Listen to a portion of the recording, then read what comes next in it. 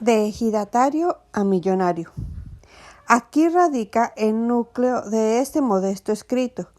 Resulta que después de mi más reciente viaje al extranjero, no pude continuar con mis planes turísticos, debido a que el señor López Portillo se le ocurrió devaluar nuestra moneda, y debido a que había decidido autojubilarme en el próximo mes de agosto, preferí asegurar el futuro económico de mi familia y ahorré hasta el último peso, hasta la llegada de esa fecha en que decidí retirarme de la actividad profesional de la medicina, y si se le puede llamar autojubilación.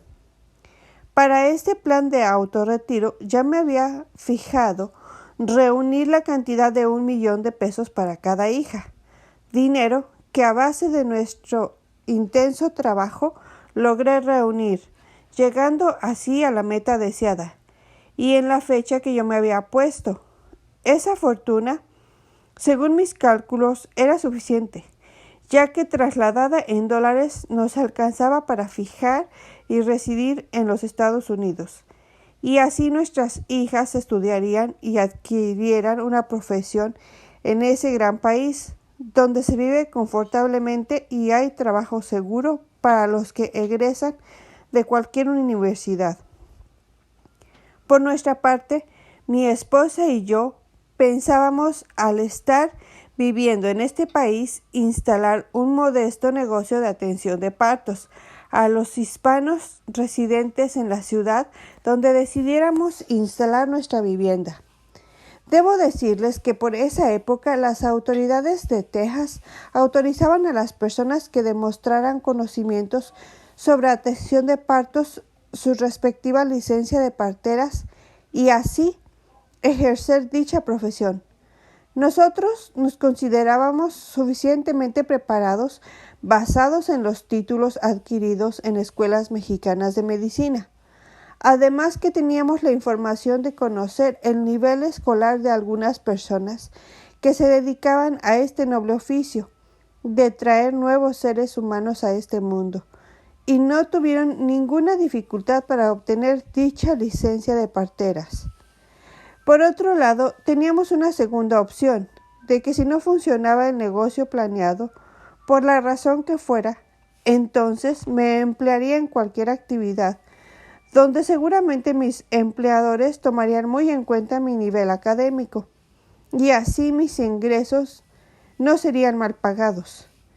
Y por último, si escaseara el dinero, me quedaría el recurso de vender mis propiedades inmobiliarias en Tabasco, lo cual tendrían un valor que equivaldría a otros tantos millones de pesos, y que traducido a dólares serían unos cuantos cientos, pero adecuadamente administrados serían suficientes para sobrevivir unos años, en lo que, de ser necesario, implementaríamos otras estrategias de supervivencia.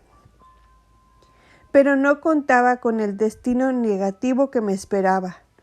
Estaba en los últimos preparativos para mi homenaje a la ciudad de Matamoros cuando recibí una llamada telefónica de mi antiguo comandante de batallón y actual compadre, mi general Navarro, invitándome a participar en el naciente gobierno del estado de Yucatán, ya que otro general, Alpuche Pinzón, había ganado la gobernatura y la mayor parte de la casta militar estaba emigrando a esas tierras del Mayab. Lo pensé muy bien y pudo más la emoción de convertirme de golpe y portazo en servidor público y decidí aceptar la propuesta. Busqué entre mi personal médico a quien rentarle mi afortunado negocio y escogí al doctor Nakid, el cual a los pocos meses no tuvo la capacidad de continuar la carrera ascendente de mi clínica, por lo que, después de un corto tiempo de servicio, cambió de manos y se hizo cargo del citado negocio el prestigiado ginecólogo de la ciudad de Villahermosa. Se trataba del dueño y director de un famoso sanatorio, llamado Clínica Guadalupe, que fue precisamente donde nacieron mi primogénita y mi heredero de apellido Lira. Se trataba ni más ni menos que del doctor Calderón, el cual mantuvo un buen desarrollo médico de la institución, hasta que se le cansó el caballo y tuve la necesidad de rentárselo a otro médico. Pero es que cada vez se iba extinguiendo ese gran centro de salud en lo sanitario como en lo económico, transformándose el edificio en un gran fantasma.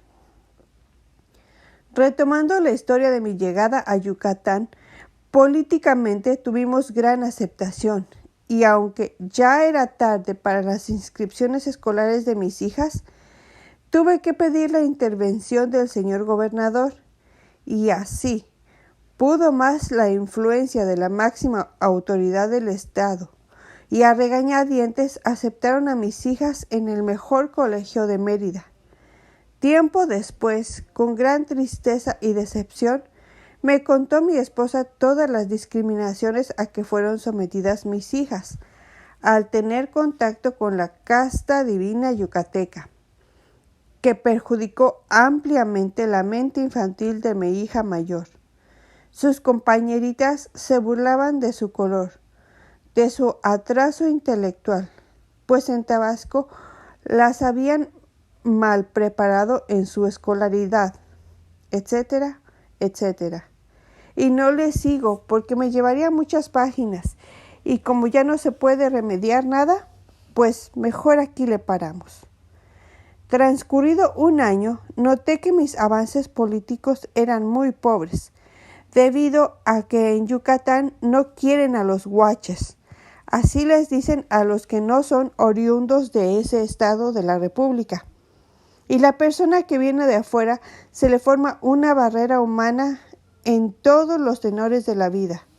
Así que al observar esas peculiares formas de comportamiento humano y al notar que estaba perdiendo miserablemente el tiempo político y social, decidí entonces volver al plan original, que era trasladarme primero a Matamoros, como primer paso inicial de mi emigración al extranjero. Además, al estar en mi querido terruño, hacerle la lucha por integrarme a la política mexicana y así convertirme en servidor público, lo cual era mi máxima ambición. Pero aquí sucedió la tragedia. Entre mis múltiples relaciones amistosas en las tierras del Mayab, contaba con el señor Navarro, delegado político y agente de la temida Dirección Federal de Seguridad, dependiente de la Secretaría de Gobernación, que contaba con un yerno muy pillo, cosa que yo ignoraba, y que la sociedad en general, y más la yucateca, gusta de ocultar a la vista de muchos seres humanos las malévolas características de dichos homínidos, de modo que menos lo identifiqué, ni aun con mi ya proclamada lógica campesina. Como ese mencionado sujeto sabía que yo tenía en el banco una millonaria suma en efectivo, trazó un plan maquiavélico para timar a mi persona y a los que se dejaran, atrayéndonos con su disque amistad y con un procedimiento muy característico de los yucatecos que ellos denominan cultivé. De esa forma, al año de estarnos cultivando, nos propuso un plan sencillo: depositar como una inversión más nuestros ahorros en un pequeño negocio de materiales de construcción que poseía, para que de esa forma ampliarlo y convertirlo en un megaproyecto comercial y de ese modo, a los pocos meses, devolver nuestro capital inicial. Sencillo, ¿no? Alegaba que mientras tanto él haría las veces de banco y nos estaría pagando los altos réditos que el banco generaba en esos momentos. Nosotros, basados en nuestro humanitarismo y en la creencia de que un semejante se merece la sagrada oportunidad de superarse, basados en la máxima de que su éxito sería nuestro éxito, además de la confianza que supo ganarse de nuestra parte, le cedimos cándidamente todo nuestro capital. Por esos días, debido, como ya les dije, a que diagnostiqué que en esa tierra no tendría futuro político y social, cambiamos nuestra residencia a mi patria chica. Durante varios meses, puntualmente, nos depositaba los dividendos a los que teníamos derecho. Yo, por mi parte, logré contactos y comunicaciones de políticos de esa entidad federativa con políticos matamorenses, y así me presenté desde Mérida, Yucatán, hasta ante el presidente municipal de mi querida ciudad, Jeus Roberto Guerra Velasco, para que me diera una oportunidad sirviendo a mis semejantes desde una posición administrativa política. Inmediatamente me nombró integrante importante de la Academia de Policía en forma honoraria. Ahí tuve la fortuna de conocer a un gran humanista, el fiscal de hierro, Salvador del Toro Rosales. Yo pensé que sería el despegue para mi carrera política, pero no pude ni supe ganarme un lugar en la selva corrupta que es este sistema, y aún más en las filas de la justicia mexicana, sistema que nos han impuesto, como reiteradamente lo digo, desde la llegada de los españoles. Y los que ejercitan esta suprema actividad, cuando sienten la presencia de un ser humano que trata de hacer las cosas honestamente, les estorba y rápidamente lo eliminan.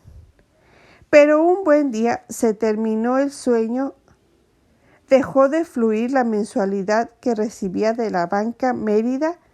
Yo inmediatamente le hablé por teléfono al disque amigo yucateco Raúl Cervera Juanes, al que, como les dije, le habíamos confiado los ahorros de nuestras hijas, respondiéndome con fingida preocupación que se había declarado en quiebra y que todo se había perdido. La conmoción fue grande. Me comuniqué con familiares y amigos de ese malvado timador y me dijeron por fin la verdad, cosa que ya me habían advertido meses antes varias gentes de confianza, entre los cuales se contaba mi querido compadre, el general Navarro.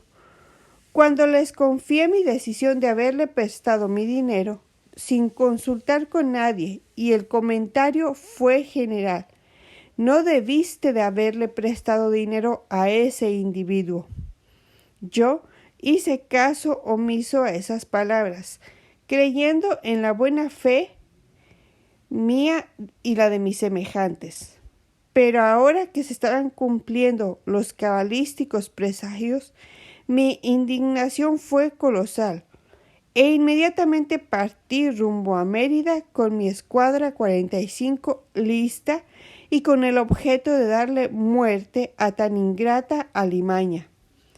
A mi paso por Tabasco y a la llegada a esa blanca ciudad, fui poco a poco convencido de la inutilidad de matar a ese animal, que lo mejor sería enfrentarlo legalmente mediante juicio civil y penal. De ese modo recuperaría todo o parte del capital perdido. Así lo hice, y a los pocos días obtuve la orden de aprehensión. Pero como se estila en este país, no faltó quien le diera el chivatazo, y mediante el soborno, y al llegar a su domicilio, ya se había escapado el indiciado. Me fui por la vía civil y cuando me presenté ante el juez para rematar sus propiedades, me contestó displicente este corrupto funcionario que me apuntara en una larga lista de 14 víctimas del demandado bandido. Repliqué que si el monto del remate se iba a repartir entre todos los defraudados, a lo que me contestó que se iba a liquidar al primero de la lista, luego al segundo, etcétera, etcétera, hasta agotar el capital total, el cual notamos que con 2 o 3 victimarios se acababa el dinero, por lo que tristemente nos retiramos con nuestra derrota a cuestas. Mejor lo hubiera matado. Regresé con mi familia grandemente apenado por haberles fallado, y continuó nuestra vida, viendo cómo cada mes que pasaba nuestra coexistencia se veía muy mermada, ya que estábamos impuestos a vivir holgadamente. Mis hijas estudiaban en escuelas de gobierno, después de haber estado en los mejores colegios privados. No tengo nada en contra de las escuelas públicas, pues yo soy un ejemplo de ese tipo de educación. Pero bien dice el dicho, dime con quién andas y te diré quién eres. No es lo mismo cultivar una amistad de un modesto hijo de campesino, compañero de banca en una escuela pública, que el o la hija de un profesional de clase adinerada, etc., inscrita en un colegio privado. Social y culturalmente es muy diferente de un niño de otro niño, y con el tiempo, cuando lleguen a ser adultos, van a ser más positivas las relaciones humanas y políticas de unos y de otros, y por ende productivas las relaciones políticas sociales de unos que de otros. Incluso nos vimos en la necesidad de malvender el reloj Rolex de oro con brillantes marca Presidente que le había regalado a mi esposa en mi época de esplendor, cuando podía comprar ese tipo de objetos o hasta un carro último modelo, como si comprara una cajetilla de cigarros. Dicho reloj se lo vendí a un compañero de la secundaria y que en ese momento se desempeñaba como aduanal. Por esos días tuve la felicidad de recibir la visita de mi dilecto amigo, expresidente municipal de Cárdenas, Tabasco, el licenciado Eduardo Estrada, que con toda la pena de mi parte no le brindé las atenciones merecidas, debido a que, como él mismo comprobó, me encontraba en verdadera situación económica muy comprometida, y como buen amigo y mejor político, trató de suavizar nuestro momento y se despidió de una manera muy sutil. Meses más tarde, aproveché una ocasión en que, en forma grosera, el actual rentero, un tal doctor Pérez, me contestó que el negocio ya no daba ni para pagar la renta, y que si quería que mejor fuera a recuperar mi mugrero. Al otro día, y con gran indignación reflejada en mi rostro, empaqué mis pertenencias y me dirigí con mi amigo que administraba un negocio de mudanzas. Le platiqué mis problemas y le pedí que me fiara la mudanza por unos días en lo que me establecía de nuevo en mi negocio. Él negó mi petición, aduciendo pretextos no creíbles. Fue un golpe muy fuerte a nuestra amistad, pero lo acepté con estoicismo, ya que coloquialmente se dice que una cosa es el negocio y otra cosa es la amistad, cosa que respeto pero no comparto. Me fui al banco a sacar los últimos pesos que me quedaban, y como siempre me ha pasado en la vida, cuando menos lo espero surge la ayuda inesperada. Me encontré con un viejo amigo de los años del rock, Viviano de la Garza, al que le transmití mi pesar debido a los decepcionantes momentos que vivía y a la urgencia de mi traslado a tierras del Edén. ya que en ese momento carecía de efectivo. Aunándose a mis tribulaciones la actitud negativa de él, que consideraba de mis mejores amigos y que no quiso en esos momentos tenderme la mano, como lo hacía en nuestros años de estudio. Su respuesta fue inmediata, y como acababa de vender una herencia en el centro de la ciudad, al momento me extendió un cheque por el triple del monto económico que me cobraba mi disque amigo gerente de mudanzas. Fue una hermosa lección de vida, y usted puede darle el significado filosófico existencial que este acto merezca, de una parte como de otra. A los 2 días estaba yo a las puertas de mi negocio. El rufián rentero no lo creía. Estaba acostumbrado a tratar con gente de su misma calaña. Empezó a ponerse reacio y a inventar estupideces con el objeto de permanecer más tiempo en mi inmueble, tratando de verme la cara, de jugar conmigo, y así ganar tiempo y hacerme sentir su poder como si yo fuera un pobre diablo. Pero un manotazo en el escritorio y una discreta exposición de mi pavorosa escuadra Colt 45 National Match, copa de oro, que llevaba fajada en la cintura, terminó con ese cobarde acto, y a las 4 horas ya me había desocupado la propiedad, procediendo así a bajar mi mudanza e instalarme una vez más y orgullosamente en mi espléndido negocio. Pero en ese momento arruinado y desacreditado, pues mis inquilinos se dedicaron nada más a verlo como a las vacas de rancho, ordeñándole lo más que se pudiera sin siquiera darle aunque fuera un poco de agua. Al otro día empecé a publicitarme por la radio con mi amigo Calderón, dueño y gerente de ese medio de comunicación, y los resultados no se hicieron esperar. Contraté nuevo personal y me di a la tarea de buscar un nuevo equipo humano, apareciendo un buen ginecólogo, el doctor Cundafe, acompañado de un buen anestesiólogo, el doctor Cardel. Así se fueron sumando otros especialistas hasta formar un respetable buró médico, capaz de resolver cualquier entidad patológica que se llegara a presentar en mi nuevo escaparate clínico. El éxito médico y económico fue notable. Mi vida dio un giro de 180 grados. Mis hijas volvieron al mejor colegio privado de la ciudad y, en fin, volví a desenvolverme en un medio económico, político y social al cual ya había pertenecido. Pero ahí me estaba esperando otra mala experiencia de mi vida. Ya habían transcurrido más de 12 años desde la desaparición de mi hijo y no había señales de un nuevo embarazo en mi mujer.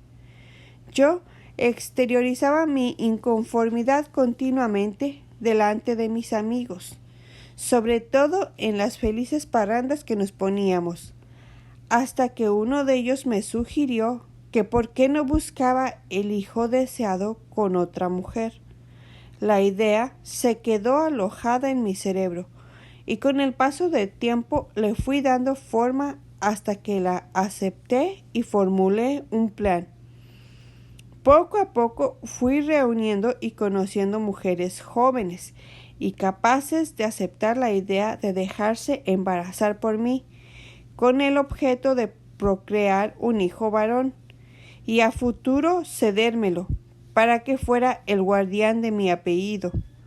Por supuesto, todas me mandaron al diablo, pues lo único que les agradaba era pasar un buen rato entre copas y comidas, hasta que sucedió.